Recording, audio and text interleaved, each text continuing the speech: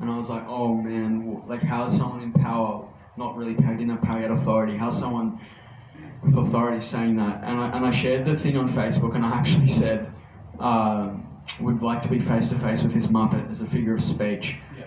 And I didn't think for a million years. Someone had written in the comments, there you go mate, and he was literally around the corner from my house the next day. And so it was the creep from God. yeah, it was fate. Oh, and remember, like, my mate picked me up to get pizza in his car, and I was like, do you want to come and egg him with me? And he was like, no, you bloody idiot. And I asked a few other mates. I ended up getting two who wanted to come and listen with me. And so I've ridden my bike down to Woolworths. Countdown. What's that? Countdown, yeah. It's Countdown, Countdown. yeah. Oh, countdown, right. Yeah.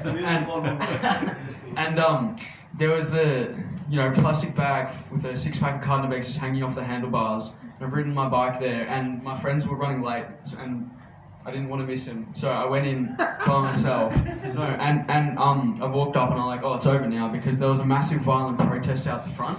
And everyone was screaming like abuse at Fraser, I don't want to say his name, at that dude. And I was like, I asked the dude, are there going to be any eggs throwing? And he said, yeah, maybe, but we probably won't be able to see him because he's inside. So I went around and I parked my brother's bike, which actually got stolen while I was in there. I parked my brother's bike, and I've walked in past the police and went up to the dude, and he's like, are you here to see him? And I was like, yeah. So I walked in and I went there to egg him. I was like, man, this guy's screwed. But as soon as I walked in, I was like, I wanted to find a reason not to do it. I honestly, we started listening to him. I felt bad for him because he was a twisted old man.